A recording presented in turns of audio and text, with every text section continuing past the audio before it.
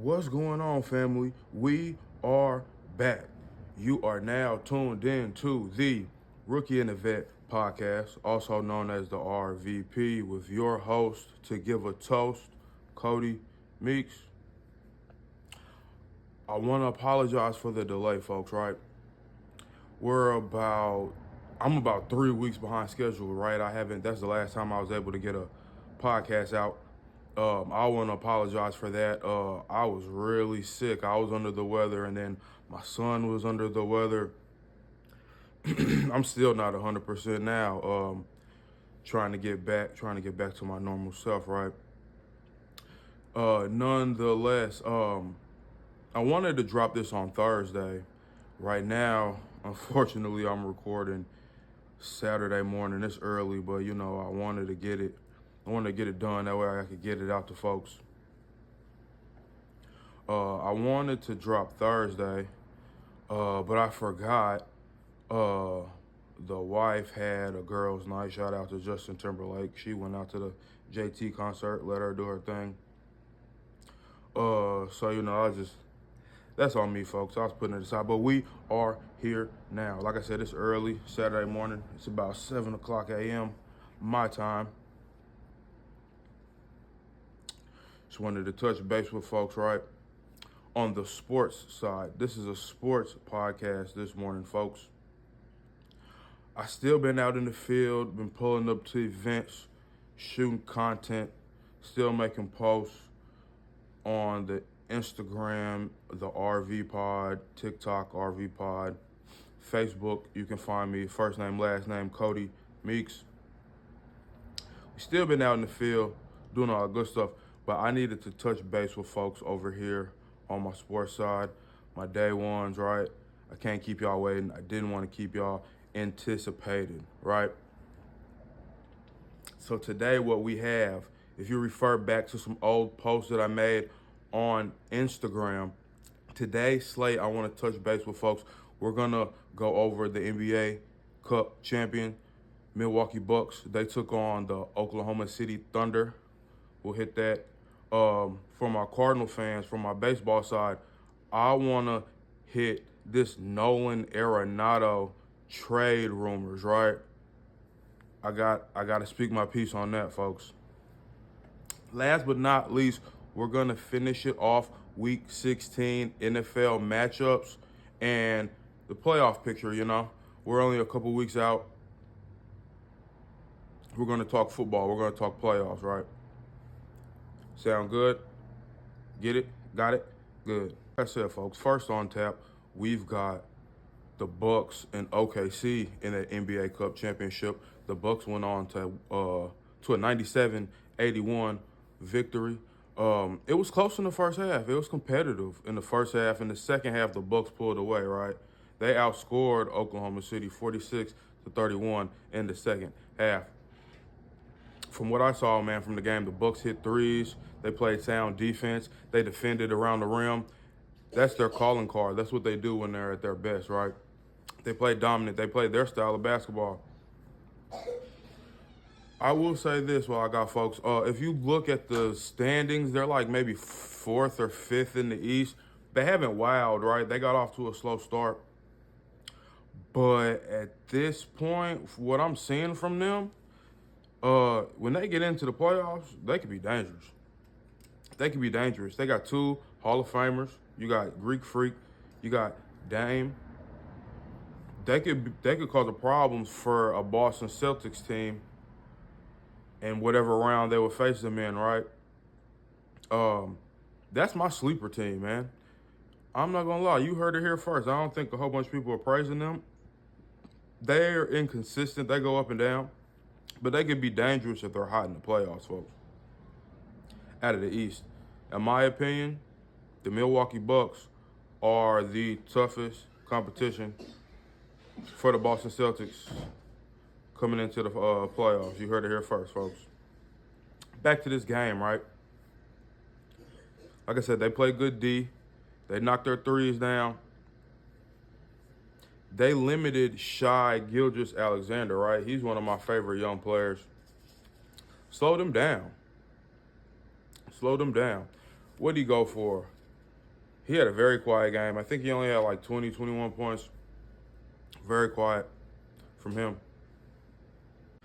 They're turning a corner in the Milwaukee Bucks. Like I said, they will be dangerous in a playoff setting. Giannis has a chip on his shoulder, right? He's like, remember me? 4 or 5 years ago, everybody was saying that he was arguably the best player in the world. You got Dame. Dame wants a chip, right? NBA Cup is fine. You got to start somewhere. Dame doesn't want to fall in that Melo, Charles Barkley, Patrick Ewing category, right? With no rings. He's a top 75 player. He wants his hard work. So like I said, you've got Dame, top 75 player. He wants a chip. I got another hot take.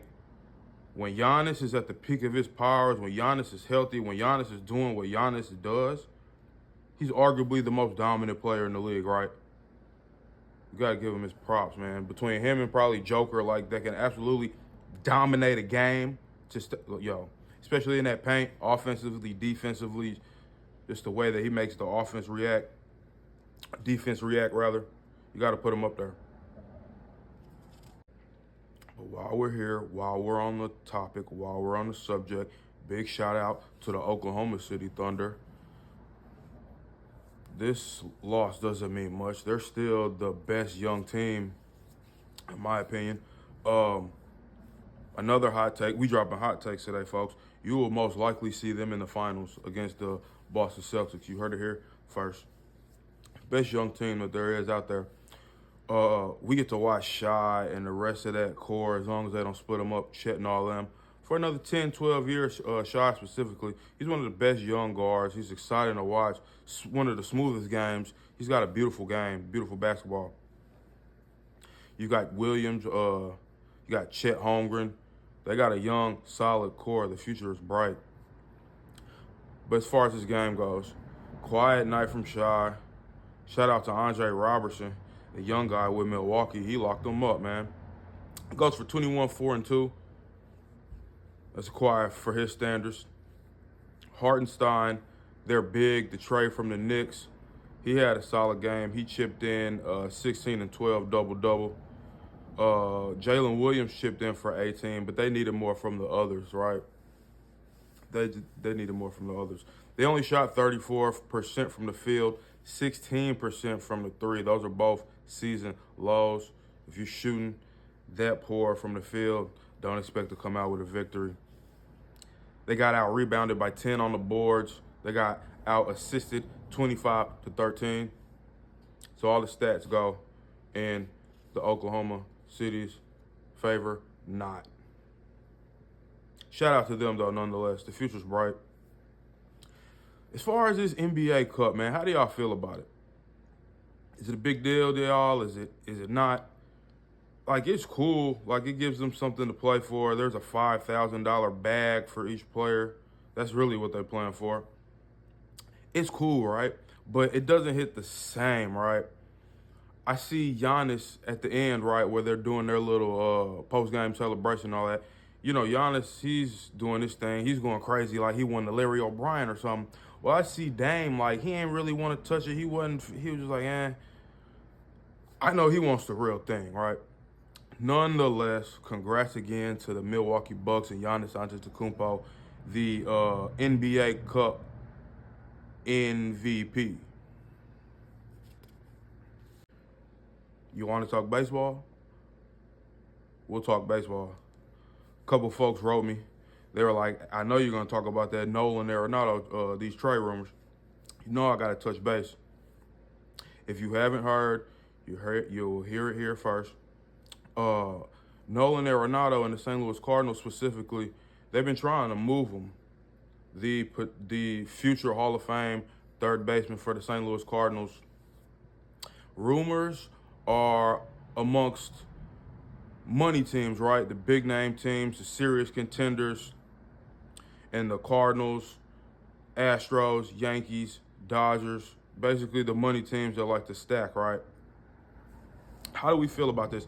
Just the other day, he vetoed a trade. The Astros were trying to make a deal, and he has a no trade clause in his contract, meaning that he has the ability he has the option to decline trades that he doesn't see fit, right?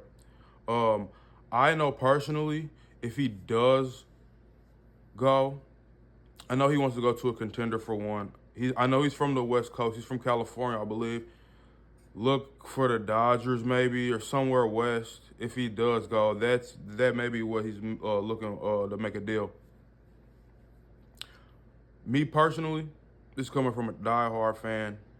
I watch when they win, lose, draw. I'm gonna be honest. He's kind of performed below expectations, right? His first few seasons was stellar on the defensive end. That made up for his lack of consistency on offense. He's getting to that age. He's on the other side of his prime, unfortunately. I wish we could have got more of his peak prime. Man, we may just have to let him go. May have to get rid of him.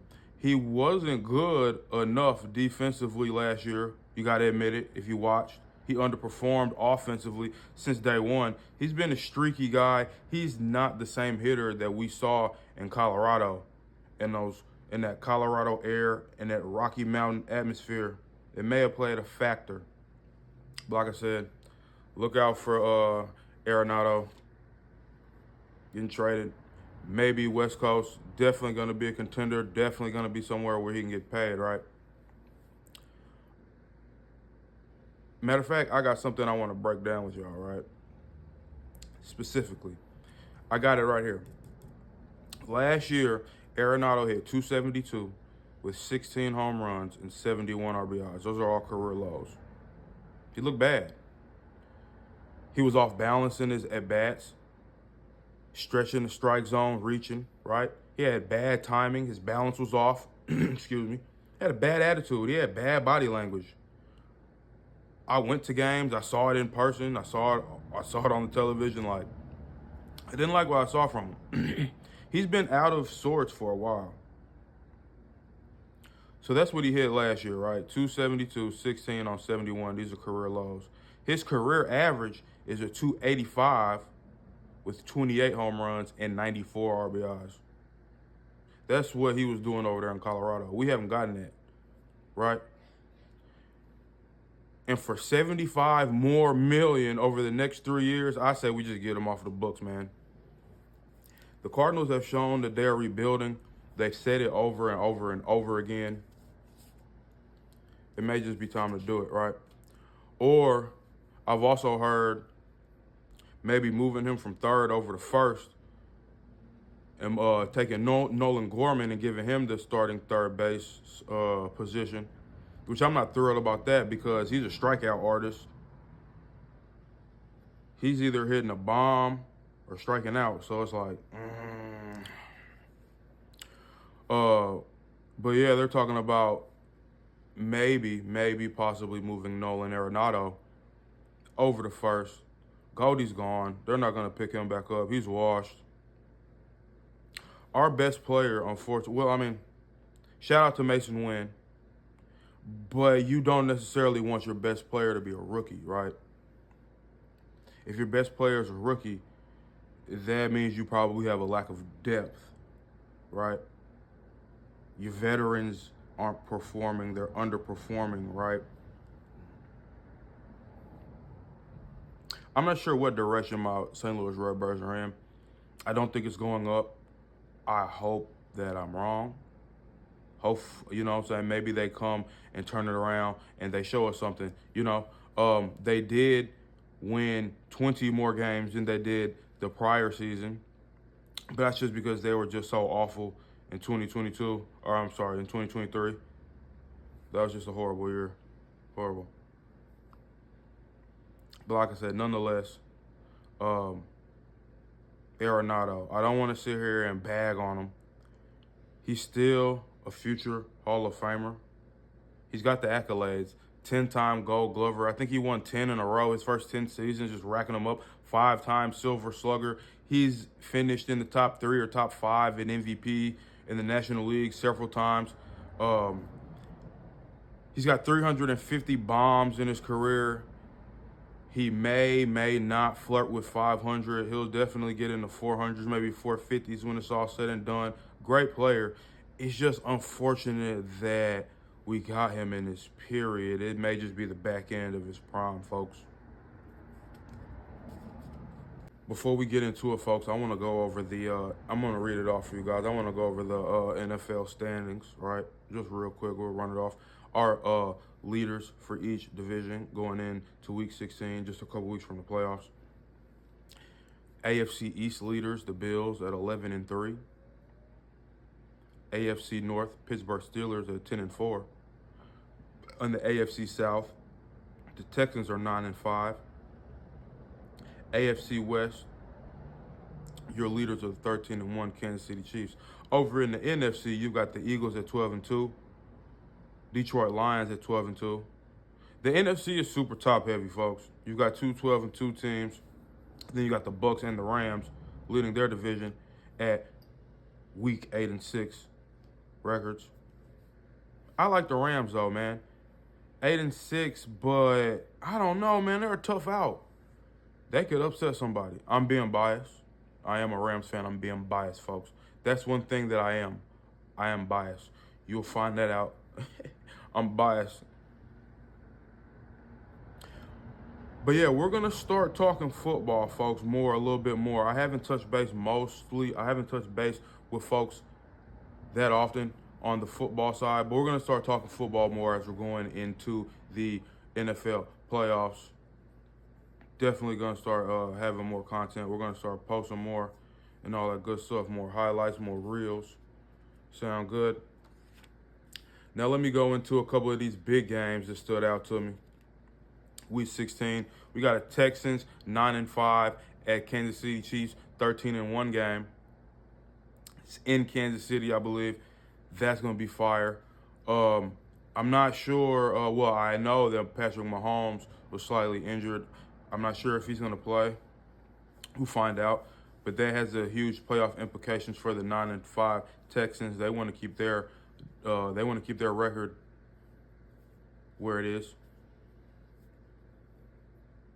They want to continue to move upward, right? Then we've got a Steelers-Ravens game. That's going to be fire, too. Russell Wilson. That is my mother-in-law's favorite team, her favorite player, Russell Wilson. Shout out to her. Shout out to Russell. Shout out to Kwani. Like I said, we're going to start talking more football. We're probably going to touch base next week and go over these games on tap. See who won, see who lost. It's a competitive week coming up. The whole AFC division is competitive. We're going to see how that ends up. Are the Kansas City Chiefs just going to take over and run like they always do? Are we going to have like a Texans or a Steelers or a Bills team finally get their just due? I know they're sick and tired of losing to the Kansas City Chiefs and Patrick Mahomes. Again, I want to apologize for the delay. I don't intend to go 3 and 4 weeks in between podcast episodes. This was a sports pod. We're going to go sports. We're going to go community. We're still working on our first interview with Louis Meeks. That's going to come out here shortly. We've got all good content coming out. The ball is about to start rolling, folks. I said in 2025 in January, we're going to take off. I've got a handful of interviews in the clip, just waiting to distribute that out to folks. We got good stuff on tap. Just bear with me, bear with us. Like I said, this is not the end-all, be-all. This is ground zero, folks. You all are my day ones. I've said that time and time again. My day ones, folks.